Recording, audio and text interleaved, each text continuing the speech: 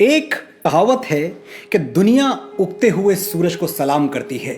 We salute the rising sun. अंग्रेज भी कहा करते थे कि ब्रिटिश राज्य में सूरज कभी अस्त नहीं होता। एक कव्वाली भी सुनी है, चढ़ता सूरज धीरे धीरे ढलता है, ढल जाएगा। ऐसा लगता है जैसे सूरज का ढलना कमजोरी का प्रतीक है, कोई गलत बात है, खराब बात है, अशुभ है। यूरोप और अरब के देशों में ऐसा मानते होंगे, हम भारतवासी नहीं मानते। हम डूबते हुए सूरज को भी पूछते हैं।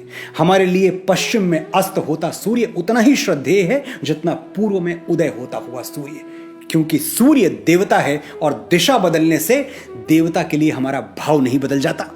बड़ी बात है सूरज का सूरज होना, तेजो राशि जगत पते होना, सृष्टि और जीवन का आधार होना। सूरज हूं, जिंदगी की रमक छोड़ जाऊंगा, मैं डूब भी गया तो शफक छोड़ जाऊंगा। हर साल दीपावली के 6वें दिन, तिथियों की भाषा में कहूं तो कार्तिक शुक्ल पक्ष की 6वीं तिथि को 30 करोड़ भारतवासी अस्त होते हुए सूर्य देवता के आगे नतमस्तक हो जाते हैं और अगले दिन 7वीं तिथि को उगते हुए सूर्य को अर्घ्य देते हैं। भारत की नस नस में बसा हुआ यह त्योहार छठ पूजा कहलाता है और दुनिया भर में मनाए जाने वाले बड़े से बड़े त्योहार का संगीत फीका पड़ जाता है जब यूपी, बिहार, झारखंड की माताएं अपने बेटे बेटियों की लंबी उम्र की कामना करते हुए एक स्वर में गा उठती हैं कि कांचे ही बांस के बहंगिया, बहंगी लचकत जाए, होई न बलम जी कहरियां, बहंगी घाटे पहुंचाए। मैं समझता हूं इतना करुण, इतना संवेदनशील, इतना मन को छू लेने वाला, इतना माटी से जुड़ा हुआ और इतना भावना से भरा हुआ गीत शायद ही कोई दूसरा हो। छठ माता कौन हैं, इसके बारे में अलग अलग धारणाएं हैं। पुराणों में नवरात्रि में पूजी जाने वाली मां कात्यायनी को ही छठ माता कहा जाता है। सनातन धर्म में उन्हें भगवान ब्रह्मा की मानस पुत्री माना गया है। मानस पुत्री यानी वो बेटी जिसके जन्म में शरीर की कोई भूमिका ना हो, मन से मन का मिलन हुआ, तरंगे टकराई, ब्रेन की एनर्जीज मिल गई और संतान का जन्म हो गया। हॉलीवुड की साइंस फिक्शन फिल्मों में म्यूटेंट्स का जन्म ऐसे ही होता है, हम विश्वास भी कर लेते हैं, लेकिन हजारों साल पहले वेदों पुराणों में लिखी गई ये बातें हमको अविश्वसनीय लगती हैं, कोरी कल्पना लगती हैं। एक बार ठहर के सोचिएगा कि आगे बढ़ने की अंधी दौड़ में हम कितना पीछे जा चुके हैं। अपने सच को झूठ मानते हैं और दूसरों के झूठ को सच। मैं एक ऐसे युवा भारत का सपना देखता हूं जो दिन भर इसरो में बैठ के अंतरिक्ष में रॉकेट्स भेजे, लेकिन रात को सोने से पहले श्रीमद् भगवत गीता के 2 पन्ने पढ़ के ही आंखें बंद करे।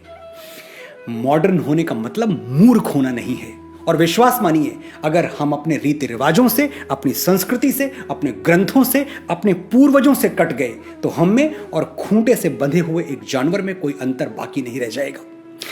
हम पशु होकर संतुष्ट हैं या प्रभु होने की यात्रा पर निकलना चाहते हैं, यह निर्णय हमें आज लेना होगा, अभी लेना होगा, वरना बहुत देर हो जाएगी। वापस लौटते हैं छठ पूजा की ओर।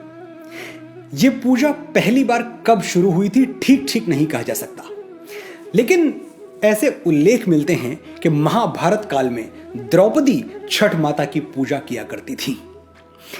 बिहार का एक जिला है भागलपुर, महाभारत काल में इसे अंग देश के नाम से जाना जाता था और इसके राजा थे सूर्यपुत्र कर्ण, अंगराज कर्ण। कर्ण भी छठ पूजा किया करते थे, ऐसा पढ़ने में आया है। अब कर्ण तो थे ही सूर्य के पुत्र, तो सूर्य उपासना और पिता की उपासना कर्ण के लिए दोनों का एक ही अर्थ था। कहते हैं उस दिन कुरुक्षेत्र में जब अर्जुन के तीरों से बिंधकर कर्ण वीर गति को प्राप्त हुए तो आकाश पर चमकता हुआ सूर्य रो पड़ा। अपने पुत्र की मृत्यु सूर्यदेव सहन नहीं कर पाए। फिरे आकाश से सूर्यान सारे, नतानन देवता नभ से सिधारे, छिपे आदित्य होकर आर्द्र घन में, उदासी छा गई सारे भुवन में। ये था कर्ण और सूर्य का संबंध, लेकिन हम भी सूर्य को पिता ही मानते हैं और इस नाते हमारे अंदर भी एक कर्ण सांस ले रहा है। मैं और आप भी कर्ण की ही छाया हैं।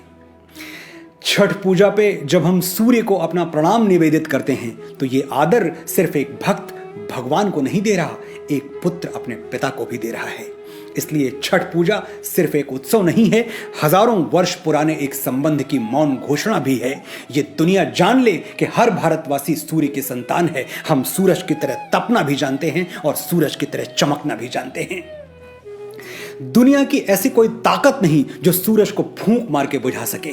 जब कहीं कुछ नहीं था तब भी हम थे, और जब कहीं कुछ नहीं होगा तब भी हम होंगे। मैं मुंबई में रहता हूं और मेरे जैसे लाखों उत्तर भारतीय यहां रहते हैं।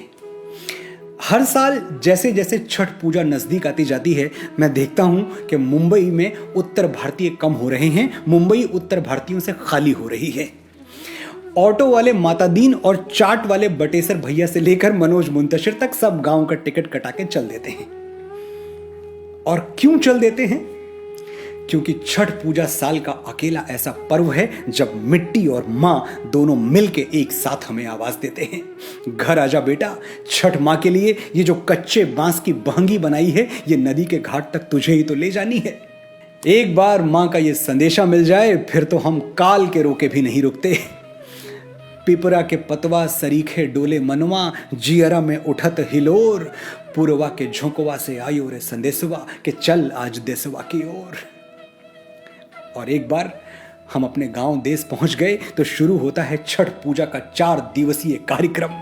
पूरे 4 दिन क्या धूम, क्या गहमा गहमी, क्या उल्लास, लगता ही नहीं कि दिवाली जा चुकी है। क्या होता है इन 4 दिनों में, ये उनको बताने की जरूरत नहीं है जो आज भी अपनी जड़ों से जुड़े हुए हैं। लेकिन जिनकी जड़ें टूट गई हैं, उनसे मेरी प्रार्थना है अगले 2 मिनट तक शांति के साथ मुझे सुन लें और जान लें कि छठ की ये परंपरा है क्या और क्यों मैं बार बार कहता हूं कि पूरी दुनिया में ऐसा उत्सव कोई दूसरा नहीं है। शायद आपकी सोई हुई जड़ें जाग उठें और आप अगली छठ अपने गांव में मनाएं।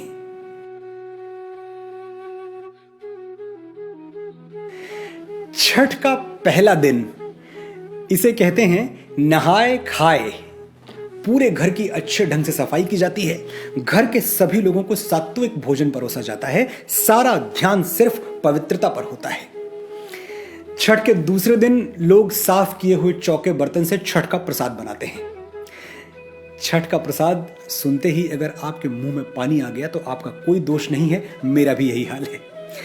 ठेकुआ, अब क्या बताएं ठेकुआ क्या होता है और कैसा होता है। मैदे और बेसन में गुड़ मिलाकर ठेकुआ बनता है और उसका स्वाद देवराज इंद्र के स्वर्ग भोज में भी नहीं आएगा, यह बात मैं विश्वास के साथ कह सकता हूं। ठेकुआ जितना खस्ता बने उतना अच्छा। मेरे बहुत सारे ऐसे दोस्त हैं जो एक ठेकुआ के लिए 56 प्रकार के व्यंजन छोड़ सकते हैं। ठेकुआ बनाने के बाद शाम को एक विशेष पकवान बनाया जाता है जिसे लौकी दाल कहते हैं। अब देश के अलग अलग भागों में इस लौकी दाल का रंग रूप बदल जाता है। कहीं यह लौकी दाल है तो कहीं गुड़ वाली खीर यानी बखीर। तो जम के लौकी दाल खाओ और अगले दिन के निर्जल व्रत के लिए तैयार हो जाओ। पूरे दिन पानी की एक बूंद भी नहीं मिलने वाली। ये जो निर्जला व्रत का दिन है, यही छठ का मुख्य दिन होता है। दिन भर पानी के दर्शन नहीं होते, होंठ रेगिस्तान की तरह सूख जाते हैं और इन्हीं सूखे हुए होठों से अपने बेटे बेटियों के लिए माएं ऐसे ऐसे गीत गाती हैं कि आंखें भीग के गंगा जमुना हो जाएं। पहले पहल हम कैनी छठी मैया व्रत त्योहार, करिहा क्षमा छठी मैया भूल चूक गलती हमार। सबके बलकवा के दीहा छठी मैया ममता दुलार, पिया के सनैहा बनैहा मैया देहा सुखसार। ये गीत छठ का व्रत रखने वाली एक ऐसी महिला गा रही है जो व्रत तो है पर व्रत के सारे नियम कानून नहीं जानती। वो भोलेपन से अनजाने में हुई भूल चूक के लिए छठ मैया से माफी मांग रही है और छठ मैया उसे माफ भी कर देंगी, क्योंकि इस त्योहार में श्रद्धा रखने वाले के लिए कोई कर्म कांड नहीं होता, ना कोई मंत्र, ना कोई पूजा पद्धति, ना कोई पुरोहित, ना कोई यज्ञ हवन।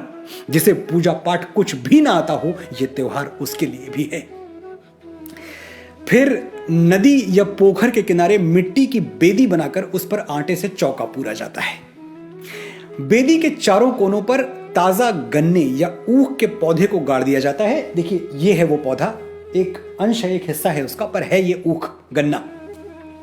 अब इस गन्ने पर साड़ी, गमछा या धोती डाल दी जाती है और बेदी के पास बैठकर महिलाएं अपने मधुर स्वर में छठ के गीत गाती हैं। भोजपुरी, मगही, मैथिली, अंगिका, विज्जिका जैसी ठेठ लोक भाषा में रचे गए गीत ही छठ पूजन का मंत्र हैं। और जिस श्रद्धा, जिस आस्था के साथ छठ का निर्जल व्रत कर रही महिलाएं इन गीतों को गाती हैं, मुझे नहीं लगता कि छठ के दिन इन गीतों की शक्ति वैदिक मंत्रों से कोई कम होती होगी। बेदी पर लगाई गई ऊख छठ मैया है, कहीं कोई और प्रतिमा नहीं, कहीं कोई और पद्धति नहीं। छठ के अंतिम दिन यानी सप्तमी तिथि को एक पहर अंधेरा बाकी रहते ही लोग अपने घरों से निकल पड़ते हैं अपनी बेदी तक पहुंचने के लिए। पिछली शाम की तरह ही बेदी के पास बैठकर गीतों से और प्रसाद से छठ का पूजन करते हैं और सूर्योदय की प्रतीक्षा करते हैं। छठ के घाट पर न कोई अपना होता है, न कोई पराया, न कोई जात, न कोई पात, न छुआछूत, न ऊंच नीच। सभी लोग हर बेदी पर जाकर प्रसाद मांगते हैं, अपनी बेदी के साथ दूसरों की बेदी पर भी सर झुकाकर आशीर्वाद लेते हैं। छठ के घाट पर सामाजिक विभाजन की वर्जनाएं टूट जाती हैं। सबकी एक ही पहचान होती है, सब छठ मां के बेटे बेटियां हैं। वो दिन ऐसा होता है जब कहीं कोई छोटा बड़ा और अमीर गरीब नहीं दिखाई देता, दूर दूर तक सिर्फ एक चीज दिखाई देती है, मनुष्य और उसकी चमचमाती हुई मनुष्यता।